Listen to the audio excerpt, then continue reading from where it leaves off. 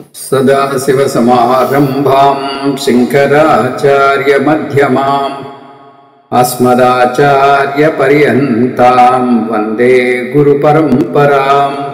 हरिः ओं श्रीगुरुभ्यो नमः। हरिः ओं। ఈరోజు మనం ఈశావాస్యోపనిషత్తు సారాంశం చెప్పుకుందాం. ఈశావాస్యోపనిషత్తు చాలా చిన్న ఉపనిషత్తు. ఈ ఉపనిషత్తు శుక్ల యజుర్వేదానికి చెందినది. తైత్రీయ ఉపనిషత్తు లాగా ఈశావాస్యోపనిషత్తు కూడా స్వరం అందుబాటులో ఉంది. అందువల్ల దీన్ని కూడా క్రమ జట పాఠాలు ఉంటాయి. ఈశావాస్యోపనిషత్తు శుక్ల యజుర్వేదం యొక్క మంత్ర భాగంలోకి వస్తుంది. అందువల్ల దీన్ని మంత్రోపనిషత్తుని కూడా అంటారు. మంత్ర భాగాన్ని సంహిత భాగం అంటారు. కాబట్టి దీన్ని సంహితోపనిషత్ అని కూడా అంటారు. ఈ వేదానికి చెందిన ఇంకొక ఉపనిషత్తు బృహదారణ్యకోపనిషత్తు. దాన్ని బ్రాహ్మణోపనిషత్ అంటారు. సాధారణంగా ఒక వేదంలో వచ్చిన బ్రాహ్మణోపనిషత్తు అదే వేదంలో ఉన్న మంత్రోపనిషత్తు యొక్క వ్యాఖ్యానం అవుతుంది. ఆ విధంగా బ్రాహ్మణోపనిషత్తు ఈశావాస్యం యొక్క వ్యాఖ్యానం. ఈశావాస్యోపనిషత్తులో 18 మంత్రాలుంటే బృహదారణ్యకోపనిషత్తులో 400 పైచిలుకు మంత్రాలున్నాయి. దీన్ని బట్టి ఈశావాస్యోపనిషత్తు ఎంత లోతైనదో ఎంత గంభీరమైనదో అర్థమవుతుంది. శంకర భగవత్పాదులు 10 ముఖ్యమైన ఉపనిషత్తులని ఏరి వాటి భాష్యం రాశారు. అందులో ఈ ఉపనిషత్తు ఒకటి. ఆ 10 పేర్లని తేలికగా గుర్తుంచుకోవడానికి ఒక శ్లోక రూపంలో చెబుతారు. ఈశకేన కట ప్రశ్న ముండ మాండూక్య తిత్తరిహి ఐతరేయంచ ఛాందోగ్యం బృహదారణ్యకం తదా.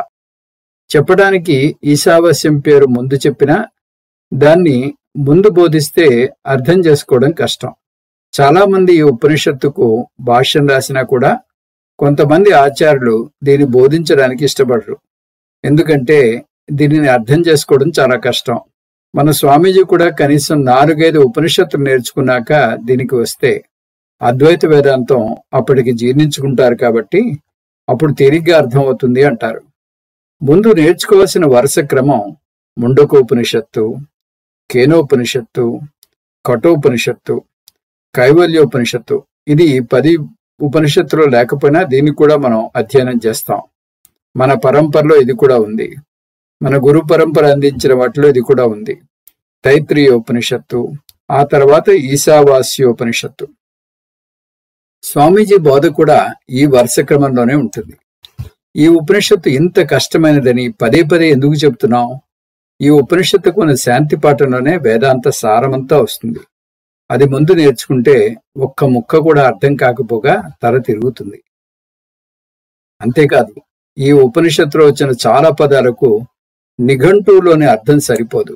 ఉదాహరణకు త్యక్తేనా అంటే అసలు అర్థం విడిచిపెట్టబడినా అని వస్తుంది. కానీ ఇక్కడ త్యాగేనా అని అర్థం తీసుకోవాలి. అంటే త్యాగం చేయబడినా అని అర్థం తీసుకోవాలి. అలాగే అవిద్య అంటే మామూలుగా అజ్ఞానం, ఇక్కడ కర్మ. అవిద్యయా మృత్యుం తీర్ధ్వా.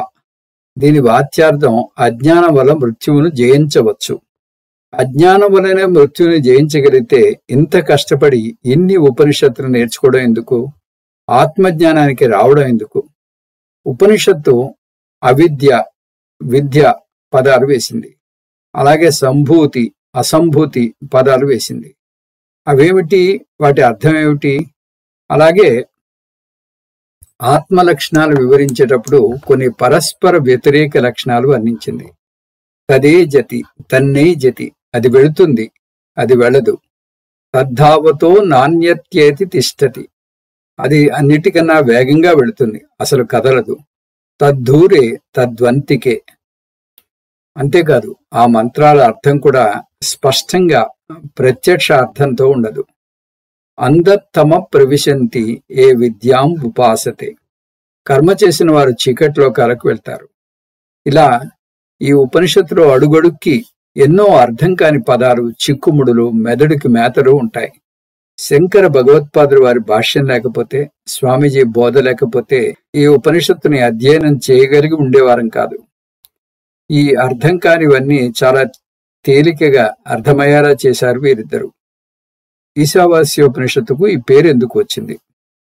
ఈశావాస్యోపనిషత్తు ఈశావాస్యమిదగుం సర్వం, ఈశావాస్యోపనిషత్తులో వచ్చిన మొట్టమొదటి పదం ఈశావాస్యోపనిషత్తుకి ఆ పేరు పెట్టడానికి కారణమైంది. అన్ని ఉపనిషత్తులకు ఈ సూత్రం వర్తించదు. ఒక్కొక్క దానికి ఒక్కొక్క కారణం వల్ల ఆయా పేర్లు వచ్చాయి. ఉదాహరణకు ఐతరేయ ఉపనిషత్తుకు ఐతరేయ ఋషి దానిని దర్శించడం వల్ల వచ్చింది. ఇక శాంతి పాఠం. ప్రతి ఉపనిషత్తుకు ఒక శాంతి పాఠం ఉంటుంది. అది ఏ వేదానికి చెందితే ఆ వేదానికి చెందిన శాంతి పాఠం ఉంటుంది. బృహదారణ్యకోపనిషత్తు, ఈశావాస్యోపనిషత్తు శుక్ల యజుర్వేదానికి చెందినవి. కాబట్టి వీటి శాంతి పాఠం పూర్ణమదః. మామూలుగా శాంతి పాఠం పఠించేది ఆత్మ విద్య నేర్చుకునేటప్పుడు ఎటువంటి ఆటంకాలు కలుగకుండా సాఫీగా సాగేలా చేయమని కోరడానికి. అలా సాగడానికి అవసరమైన శారీరక ఆరోగ్యం, మేధాశక్తి ఇవ్వమని కోరడానికి. కానీ ముందే చూసినట్టుగా ఈశావాస్యం ప్రత్యేకత ఈ శాంతి పాఠం నుంచే కనిపిస్తుంది. ఓం పూర్ణమదః పూర్ణమిదం పూర్ణాత్ పూర్ణముదచ్యతే పూర్ణస్య పూర్ణమాదాయ పూర్ణమేవ అవశిష్యతే. ఓం శాంతి శాంతి శాంతి. ఈ శాంతి పాఠం అర్థం అక్షరాలు తీసుకుంటే ఇలా వస్తుంది. అది పూర్ణం, ఇది పూర్ణం. పూర్ణంలోంచి పూర్ణం పుట్టింది. పూర్ణంలోంచి పూర్ణం తీసేస్తే పూర్ణమే మిగులుతుంది. దీన్ని ఇంగ్లీష్లో చెప్తే that is whole, this is whole. From the whole, whole has come. When you remove the whole from the whole, whole alone remains. పూజ్య స్వామీజీ హాస్యంగా అంటారు, ఇది వింటే whole alone remains in the students mind అంటారు. హోల్ అంటే HOLE whole ఇక్కడ. కానీ దీని లోతులు కొలిస్తే వేదాంత సారం అంతా 3 వాక్యాల్లో వచ్చేసింది. అది ఎలాగో చూద్దాం. పూర్ణమదః పూర్ణమిదం. పూర్ణం అంటే అనంతం, అపరిమితం, అపరిచ్ఛిన్నం, సర్వవ్యాపకం. ఏదైతే అంతటా వ్యాపించుందో అది అపరిమితం, అనంతం. అదః అంటే అది. ఈ సందర్భంలో అది అంటే ఈశ్వరుడు లేదా తత్పదార్థం. పూర్ణమదః అంటే ఈశ్వరుడు పూర్ణము. పూర్ణమిదం. ఇదం అంటే ఇది. ఈ సందర్భంలో ఇది అంటే జీవుడు లేదా త్వం పదార్థం. తత్వం అసి. ఇది ఒక మహావాక్యం. ఛాందోగ్యోపనిషత్తులో వస్తుంది. ఈ పూర్ణమదః పూర్ణమిదం తత్వం అసి ని ఎలా చూపిస్తుంది? దీనికి లక్ష్యార్థం తీసుకోవాలి. 2 పూర్ణాలు ఉండవు. కానీ ఇక్కడ ఈశ్వరుడు పూర్ణం, జీవుడు పూర్ణం అంటే ఒక విధంగా అది సాధ్యమవుతుంది. ఈ జీవుడు జీకొట్టు ఈశ్వరుడు అయి తీరాలి. ఆ విధంగా ఈ వాక్యం జీవ ఈశ్వర ఐక్యాన్ని సూచిస్తోంది. పూర్ణాత్ పూర్ణముదచ్యతే. ముందు భాగంలో లక్ష్యార్థం చూసాం. ఇప్పుడు వాచ్యార్థం చూద్దాం. పూర్ణాత్ అంటే తత్పదార్థ ఈశ్వరు నుంచి, పూర్ణం అంటే త్వం పదార్థ జీవుడు ఉదచ్యతే పుట్టాడు. ఇప్పుడు సోపాధిక దృష్ట్యా ఈశ్వరు నుంచి జీవుడు పుట్టాడని చెప్తాం. ఇప్పుడు శరీరం దృష్ట్యా ఈశ్వరుడు కారణం, జీవుడు కార్యం అయ్యారు. పూర్ణాత్ పూర్ణముదచ్యతే. జీవ ఈశ్వరుల మధ్య కార్యకారణ సంబంధం ఉంది. పూర్ణస్య పూర్ణమాదాయ పూర్ణమేవావశిష్యతే. పూర్ణస్య ఈశ్వరు నుంచి, పూర్ణస్య జీవుణ్ణి ఆదాయ విడదీస్తే పూర్ణం ఏవ ఈశ్వరుడే అవశిష్యతే మిగిలి ఉంటాడు. మళ్ళీ ఇక్కడ వాచ్యార్థం కుదరదు. సోపాధిక దృష్ట్యా జీవుడు ఈజ్ఈక్వల్ శరీరీ ప్లస్ శరీరం. జీవుడు మైనస్ శరీరీ ఈజ్ఈక్వల్ శరీరం అవ్వాలి. కానీ ఉపనిషత్తు జీవుడు మైనస్ శరీరీ ఈజ్ఈక్వల్ శరీరీ అంటోంది. అది ఎలా సాధ్యం అంటే, శరీరి లేకపోతే శరీరానికి విడిగా ఉనికి లేదు. ఎలాగంటే బంగారం లేకపోతే ఆభరణానికి విడిగా ఉనికి లేదు.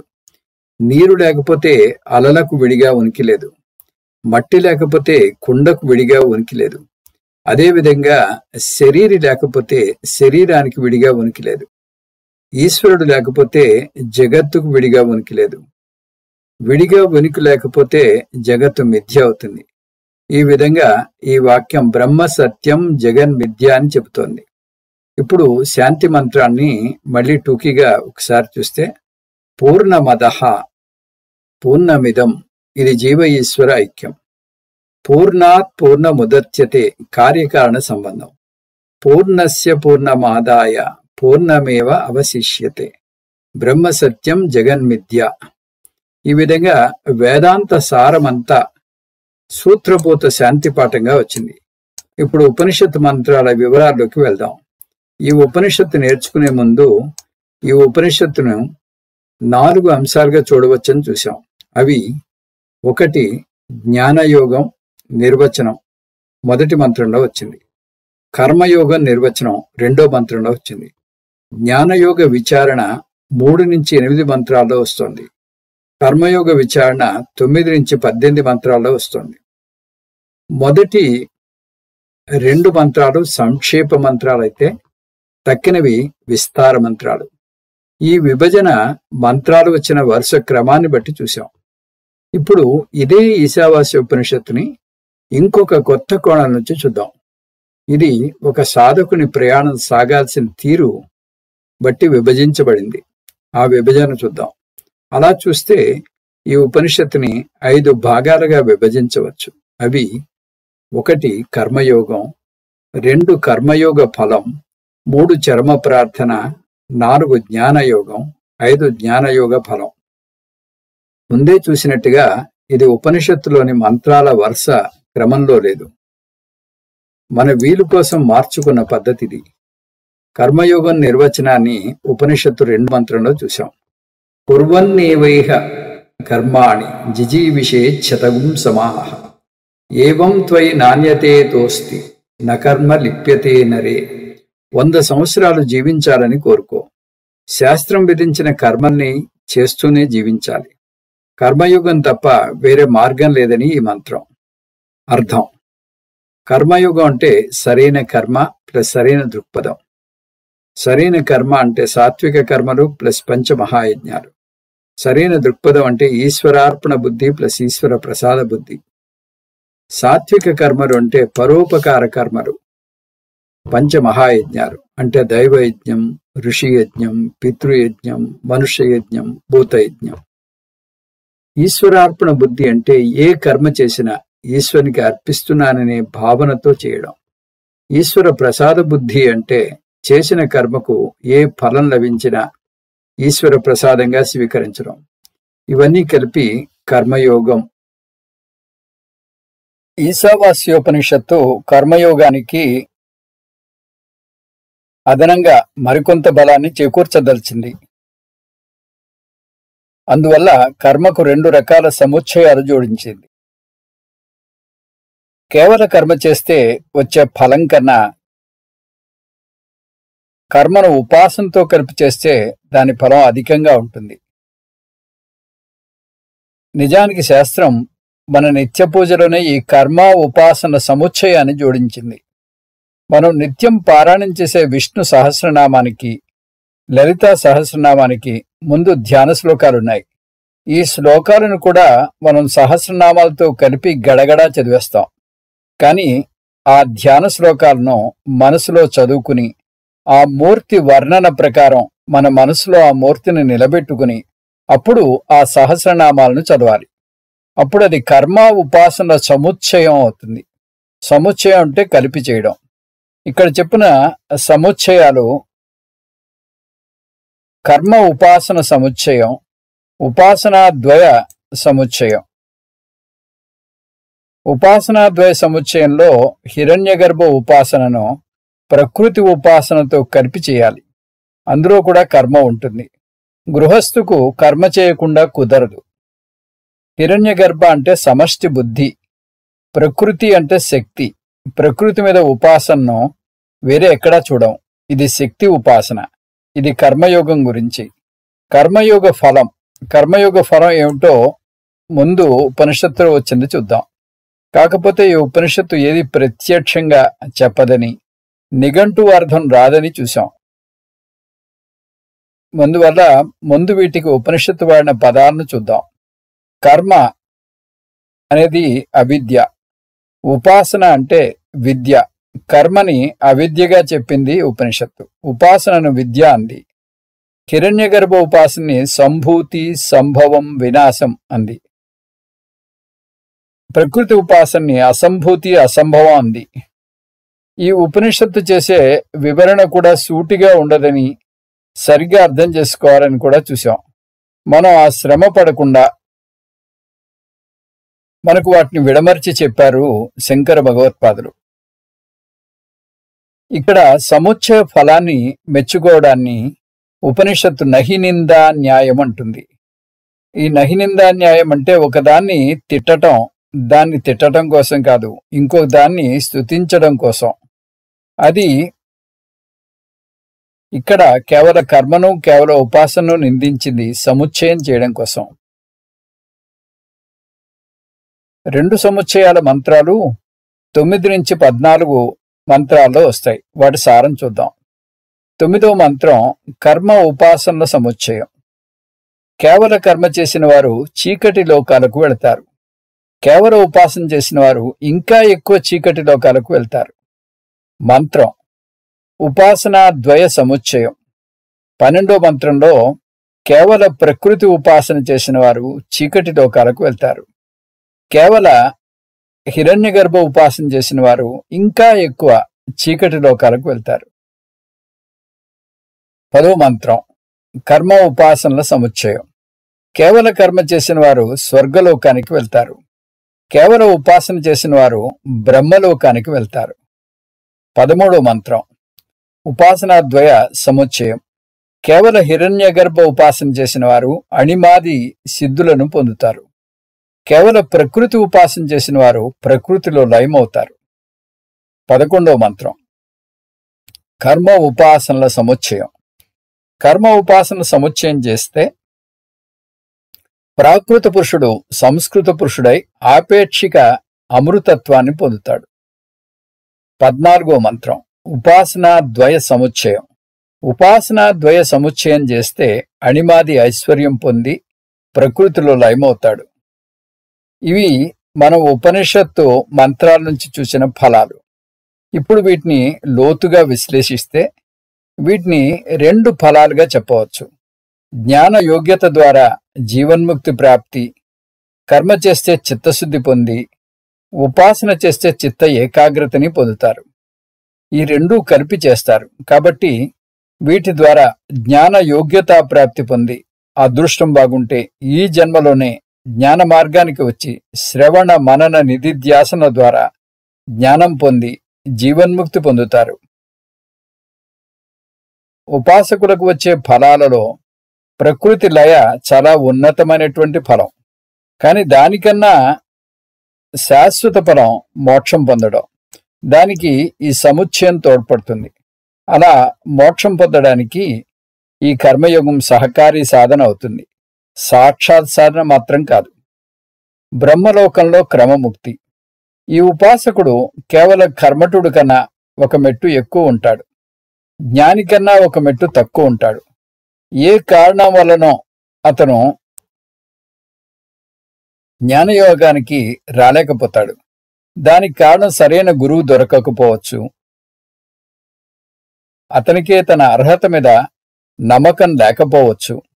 ఏదైనా అతను జీవితాంతం కర్మ ఉపాసన సముచ్చయం చేస్తూ ఉంటాడు. కాబట్టి అతను మరణించాక శుక్లగతి ద్వారా బ్రహ్మలోకానికి వెళ్తాడు. అక్కడ అతను సాక్షాత్తు బ్రహ్మదేవుని దగ్గర జ్ఞానం పొందితే అక్కడ మోక్షం పొందుతాడు. అంటే సగుణ బ్రహ్మ ద్వారా నిర్గుణ బ్రహ్మజ్ఞానం పొందితే మోక్షం పొందుతాడు. దాన్ని క్రమముక్తి అంటారు. టూకీగా చెప్పారంటే ఉపాసనతో కూడిన కర్మయోగం చేసి ఈ జన్మలోనే జ్ఞానయోగానికి వస్తే జీవన్ముక్తి, విదేహముక్తి పొందుతారు. రాకుండా బ్రహ్మలోకానికి వెళ్తే అక్కడ క్రమముక్తి పొందుతారు. చరమ ప్రార్థన, దీన్నే గతి ప్రార్థన అని చూశాం. కర్మ ఉపాసన సముచ్చయం చేసి జ్ఞాన మార్గానికి రాని ఉపాసకుడు తన చరమ దశలో మరణకాలంలో చేసే అంతిమ ప్రార్థన ఇది. ఇతను జ్ఞాని కాదు, జ్ఞానికి ప్రయాణం లేదు, జ్ఞాని విదేహముక్తి పొందుతాడు. ఈ ఉపాసకుడు చేసే 4 మంత్రాలతో కూడిన ఈ ప్రార్థన మొత్తం వైదిక ప్రార్థనలోనే శ్రేష్టమైనవి. ఇవి మరణకాలంలోనే చేయాలనే నియమం లేదు, ఎప్పుడైనా చేయవచ్చు. ఆ మాటకొస్తే మరణం ఎప్పుడు సంభవిస్తుందో కూడా మనకు తెలియదు.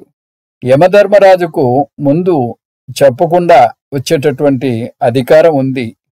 ముందు ఈ మంత్రాలు అంటే 15 నుంచి 18 వాటి సారం చూద్దాం. బ్రహ్మలోకానికి ఆదిత్య మండలంలోంచి వెళ్లే ముఖద్వారం బంగారు రంగుతో మెరిసిపోతున్న బంగారు పాత్రతో కప్పబడి ఉంది.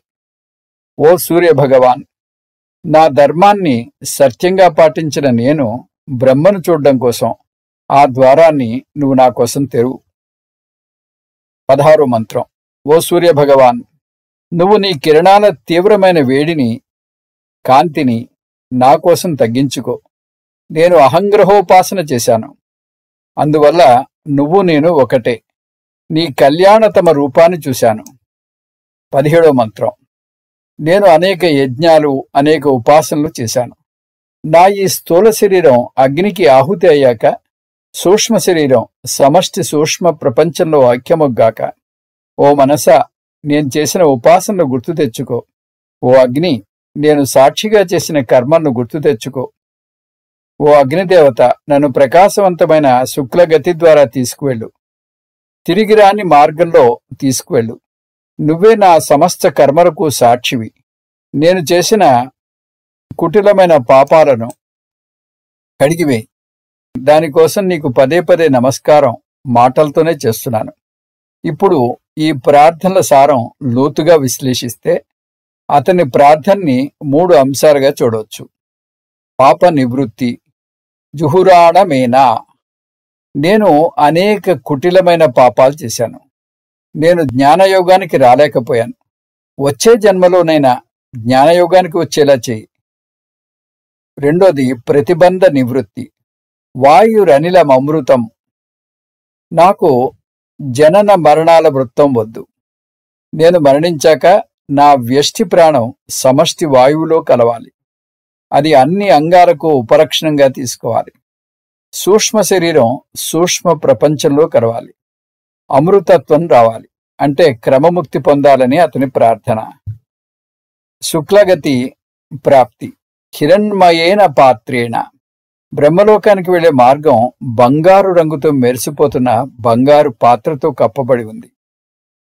ఈ ప్రార్థన తనను శుక్లగతి ద్వారా తీసుకువెళ్ళమని సూచిస్తోంది.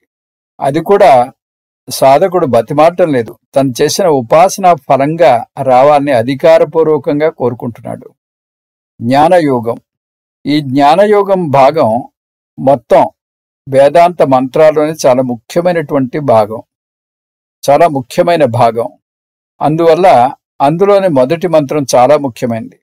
ఓం ఈశావాస్యమిదగుం సర్వం యత్కించిత్ జగత్యాం జగత్ తేన త్యక్తేన భుంజీత మా గృదకస్య స్విద్ధనం. ఈ జగత్తంతా ఒక్క ముక్క కూడా వదలకుండా అంతా ఈశ్వరుని చేత కప్పబడి ఉంది. ఈ జ్ఞానం పొంది కోరికలను త్యజించి నిన్ను నువ్వు రక్షించుకోవాలి. ఎవరి సొమ్మును ఆశించకూడదు. మంత్రాలు 3 నుంచి 8 వరకు ఆత్మస్వరూపాన్ని వర్ణిస్తాయి. అవి చాలా ముఖ్యమైనటువంటి మంత్రాలు. కాబట్టి ముందు ఆ మంత్ర సారాన్ని చూద్దాం. 3వ మంత్రం. ఆత్మజ్ఞానం పొందని వారు ఆత్మహంతకులతో సమానం. వారు మరణించాక కారు చీకటి లోకాలకు వెళ్తారు. అజ్ఞానుల నింద ద్వారా జ్ఞానస్తుతి చేస్తున్నది ఉపనిషత్తు.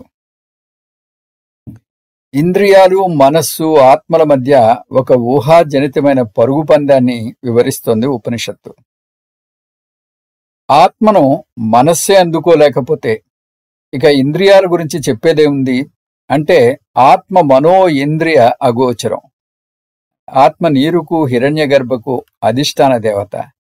నిరుపాధిక దృష్ట్యా ఆత్మ ఏకం అచలం. 5. ఆత్మ వెళుతోంది, ఆత్మ వెళ్ళదు. ఇది ఉపాధి భేదాన్ని సూచిస్తోంది. అంటే శరీరం దృష్ట్యా ఆత్మ వెళుతుంది, పారమార్థిక దృష్ట్యా ఆత్మ వెళ్ళదు. ఆత్మ చాలా దగ్గరగా ఉంది, చాలా దూరంగా ఉంది. ఇది దృష్టి భేదాన్ని సూచిస్తోంది. అది అన్నింట్లోనూ సర్వాంతర్యామిగా ఉంది, అంతటా సర్వవ్యాపకంగా ఉంది. 6వ మంత్రం. 6. ఆత్మను 3 దశల్లో తెలుసుకుంటాం. నాలో ఆత్మ ఉంది. అన్ని శరీరాల్లోనూ ఆత్మ ఉంది. ఆత్మలోనే అన్ని శరీరాలు ఉన్నాయి. 2-3 దశలను ఇందులో చూస్తాం. ఎవరైతే అటువంటి ఆత్మజ్ఞానం పొందుతారో వారు అభద్రతా భావనను పొందరు. 7 3వ దశను మళ్ళీ చూస్తాం.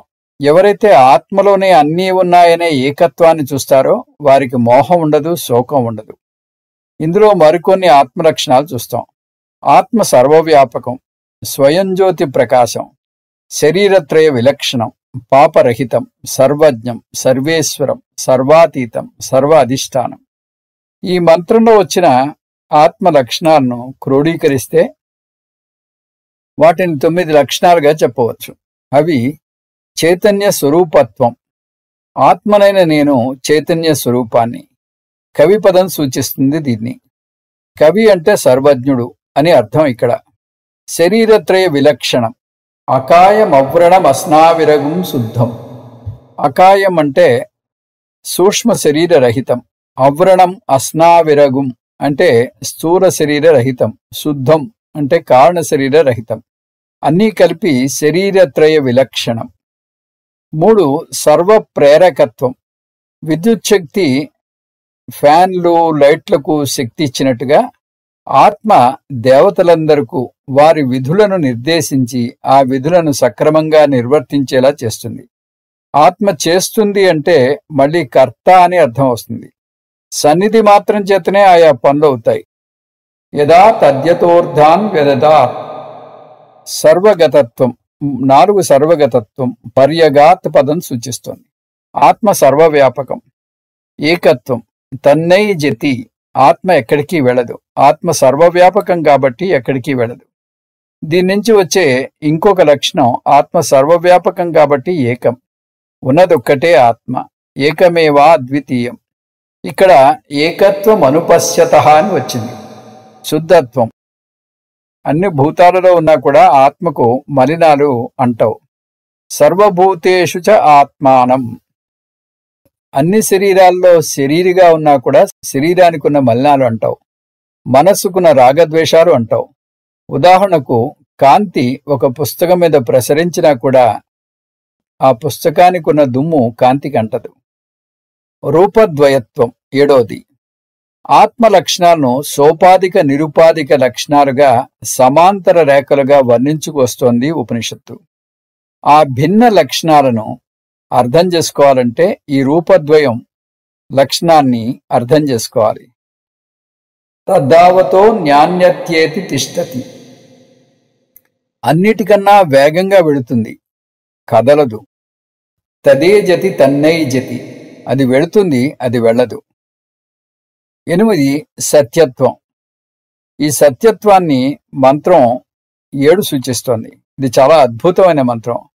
శంకర భగవత్పాదులు దీన్ని తరచూ ఉటంకిస్తూ ఉంటారు. యస్మిన్ సర్వాణి భూతాని ఆత్మైవాభూ ద్విజానతః. ఇది ఆత్మజ్ఞానంలో 3వ దశను సూచిస్తుంది. ఆ 3వ దశలో ఆత్మలోనే అన్ని భూతాలు, అన్ని ప్రాణులు ఉన్నాయి. ఆత్మలోనే అన్ని భూతాలు ఉన్నాయంటే జ్ఞాని ఈ మొత్తం జగత్తును ఈశ్వరునిగా చూస్తాడు. మొదటి మంత్రంలోనే ఆ విషయం వచ్చింది. ఈశావాస్యమిదగుం సర్వం అంటూ. అంటే అతని దృక్పథంలో మార్పు రావాలి. ముందు చూసిన 3 దశలనే జగత్తు పరంగా చూద్దాం. 1 ముందు జగత్తును మాత్రమే చూస్తాడు. తర్వాత జగత్తంతా ఈశ్వరుడే ఉన్నాడు అంటాడు. ఈశ్వరుడు మాత్రమే అంటాడు. జగత్తు మాత్రమే చూసే స్థాయి నుంచి జగత్తుతో పాటు ఈశ్వరుని చూసే స్థాయికి ఎదిగి, ఈశ్వరుడు లేకుండా జగత్తుకు విడిగా ఉనికి లేదు కాబట్టి ఈశ్వరుడు మాత్రమే ఉన్నాడు, జగత్తు మిథ్య అనే జ్ఞానానికి వస్తాడు. దీన్ని పారాడైమ్ షిఫ్ట్ అంటారు. ఇది తేలిగ్గా అర్థం అవడానికి అలా నీరు దృష్టాంతం చూద్దాం. ముందు ఒక అలను అలగా చూస్తాం. తర్వాత అల అంతటా నీరు ఉందని తెలుసుకుంటాం. అంటే అలా ప్లస్ నీరు అంటాం. ఆ తర్వాత నీరు మాత్రమే ఉంది, అల అనేది కేవలం నామం రూపం మాత్రమే అంటాం. అంటే అలను మాత్రమే చూసే స్థాయి నుంచి నీరు మాత్రమే సత్యం అనే స్థాయికి ఎదుగుతాం. కర్మయోగంలో కూడా ఇలాగే 3 దశల్లో సాధకుడు తన దృక్పథాన్ని మార్చుకుంటాడు. ముందు కర్మ మాత్రమే చేస్తాడు. తర్వాత కర్మను భగవంతుని మీద భక్తితో చేస్తాడు. అంటే కర్మ ప్లస్ భగవంతుడు అంటాడు. తర్వాత మూడో దశలో దాని తర్వాత భగవంతుడు మాత్రమే చూస్తాడు, కర్మను చూడు. ఏం చేసినా, ఏం చూసినా, ఏం విన్నా, ఏం మాట్లాడినా భగవంతుడినే చూస్తాడు.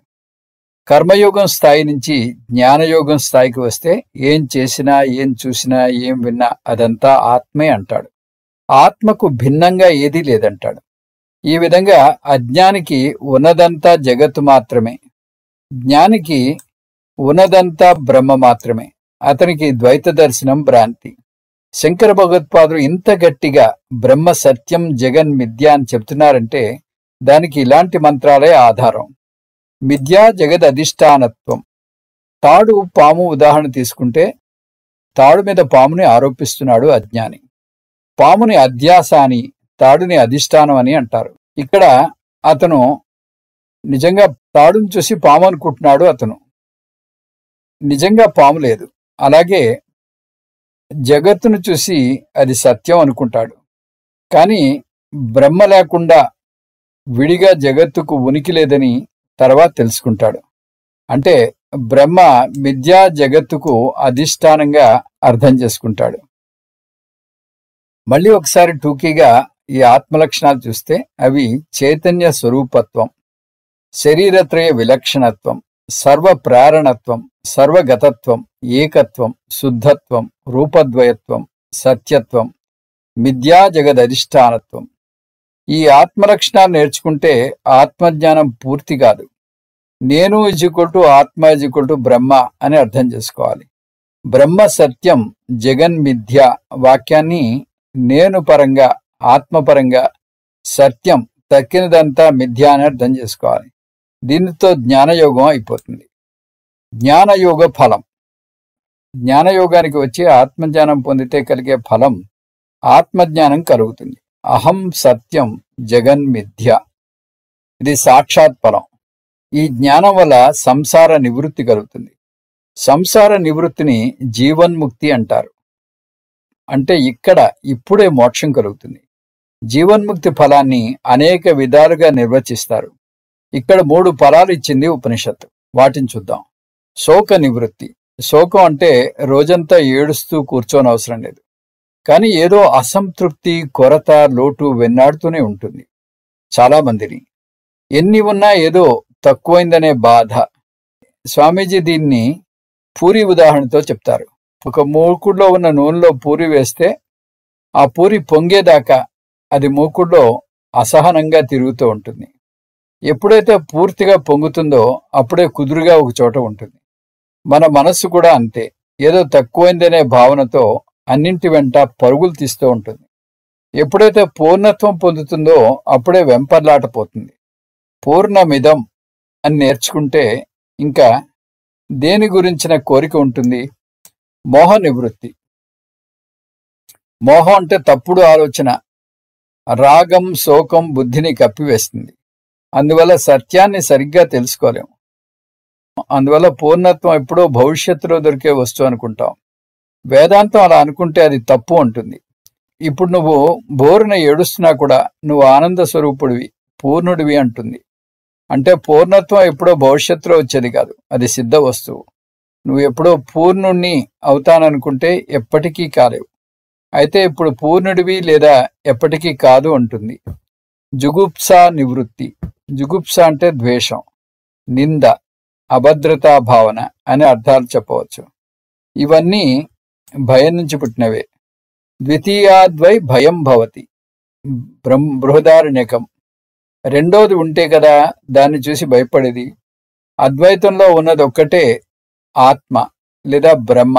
అందువల్ల భయ నివృత్తి కలుగుతుంది. ఈశావాస్యం ఇదగుం సర్వం. భద్రతనిచ్చే ఆత్మ అంతటా ఉంది. తేన త్యక్తేన. ఈ భద్రతకు లోను చేసే అనాత్మను మిథ్యగా కొట్టివేయి. భుంజీత. ఆత్మ ఒకటే భద్రతనిస్తుంది. మా గృధ. ఈ భద్రత కోసం బాహ్యంగా వెతుకు. మొట్టమొదటి మంత్రం ఆ హామీ ఇచ్చాక తత్రకో మోహ కశోక. మోహం ఇక్కడిది, శోకం ఇక్కడిది.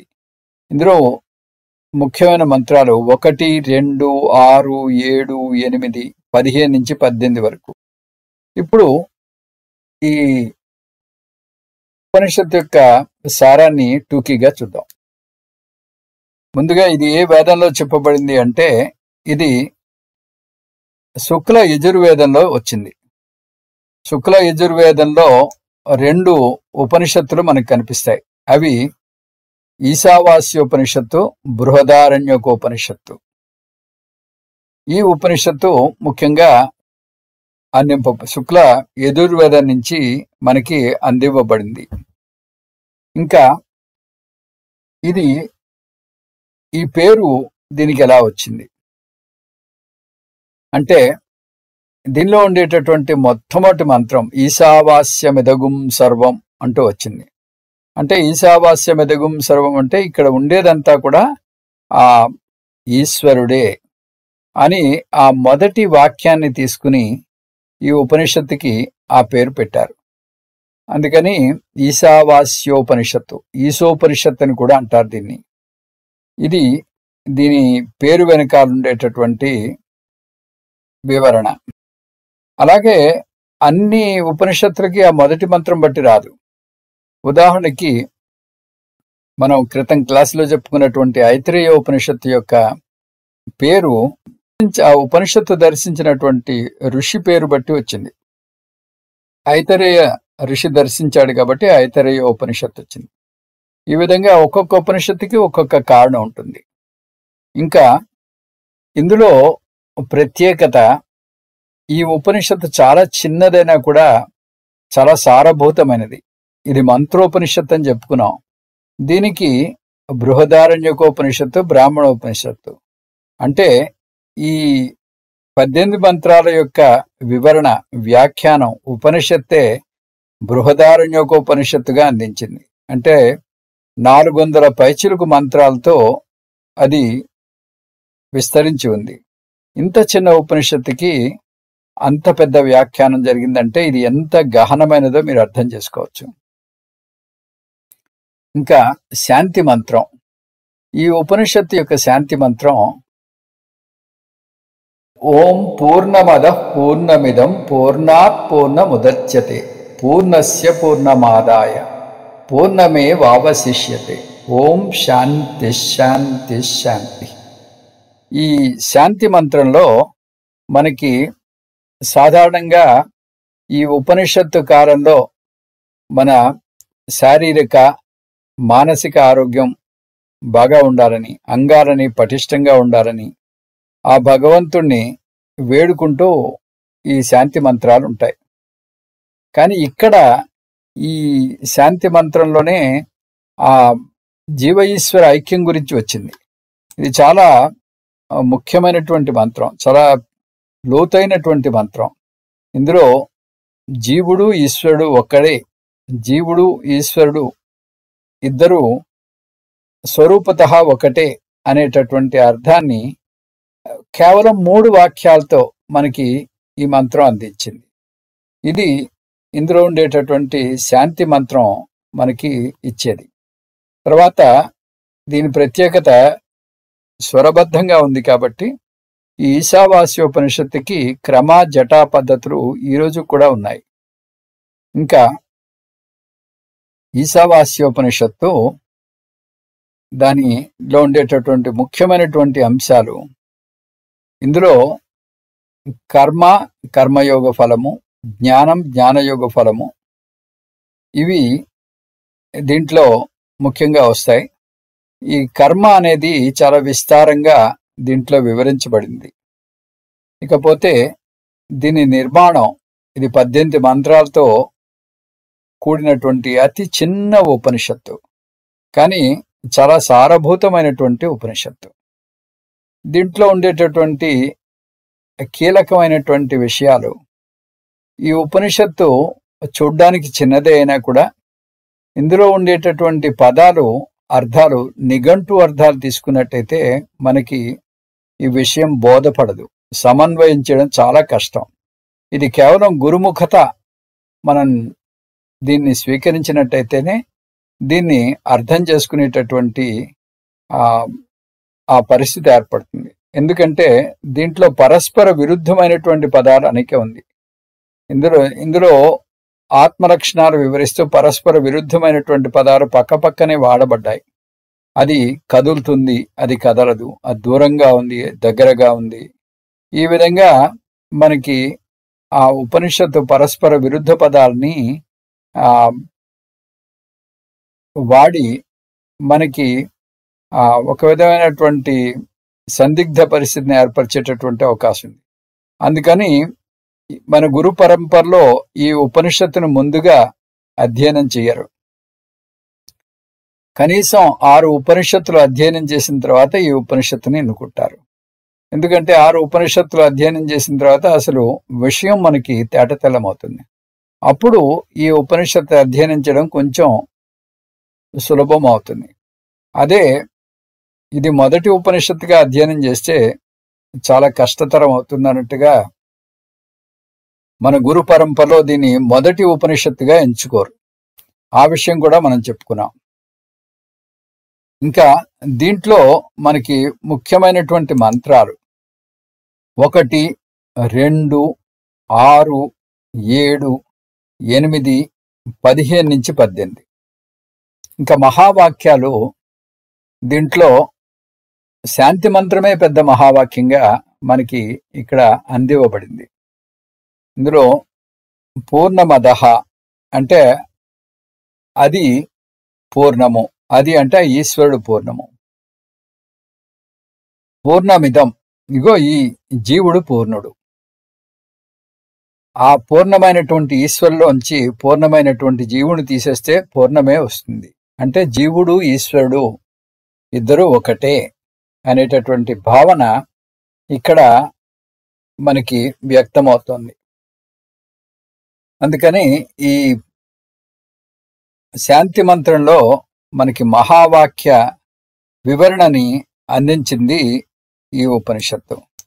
ఈ విధంగా ఈ ఉపనిషత్తు చాలా ముఖ్యమైనటువంటి ఉపనిషత్తు. ఇందులో ఎన్నో ముఖ్యమైనటువంటి విషయాలున్నాయి. ఉపనిషత్తు నేర్చుకునే ముందు శాంతి పాఠాన్ని పఠిస్తాం. అక్కడ గురు శిష్యుల ఆరోగ్యం బాగుండాలని, ఆటంకాలు కలగకుండా ఉండాలని చేస్తాం. ఉపనిషత్తు అంతా నేర్చుకున్నాక మళ్ళీ శాంతి పాఠం వర్ణిస్తాం. మన ప్రార్థన ఆలకించి పరమాత్మ గురు శిష్యుల ఆరోగ్యం బాగా ఉంచి బ్రహ్మ విద్యను దిగ్విజయంగా నేర్చుకునేలా చేసినందుకు, ఆటంకాలు కలగకుండా చేసినందుకు కృతజ్ఞతతో మళ్ళీ పఠిస్తాం. ఈశావాస్యోపనిషత్తు శాంతి పాఠం ప్రత్యేకమైనదని చూసాం. దాని సారం జీవ ఈశ్వర్ల ఐక్యం, జీవ ఈశ్వర్ల మధ్య కార్యకారణ సంబంధం, బ్రహ్మ సత్యం జగన్మిథ్య అనేటటువంటి విషయం. ఈశావాస్యోపనిషత్తు ముగించేసరికి ఈ సారం అర్థమైనందుకు కూడా కృతజ్ఞతలు చెప్పుకుంటున్నాం శాంతి మంత్రం ద్వారా. ఓం తత్సత్ సర్వం శ్రీకృష్ణార్పణమస్తు. ఇంతటితోటి ఈ ఈశావాస్యోపనిషత్తు పూర్తి చేసుకున్నాం. వచ్చే క్లాసులో మళ్ళీ ప్రశ్నోపనిషత్తు సారాన్ని మనం అధ్యయనం చేద్దాం. ఓం పూర్ణమదః పూర్ణమిదం పూర్ణాత్ పూర్ణముదచ్యతే పూర్ణస్య పూర్ణమాదాయ పూర్ణమేవావశిష్యతే. ఓం శాంతి శాంతి శాంతి. హరి ఓం శ్రీ గురుభ్యో నమః. హరి ఓం.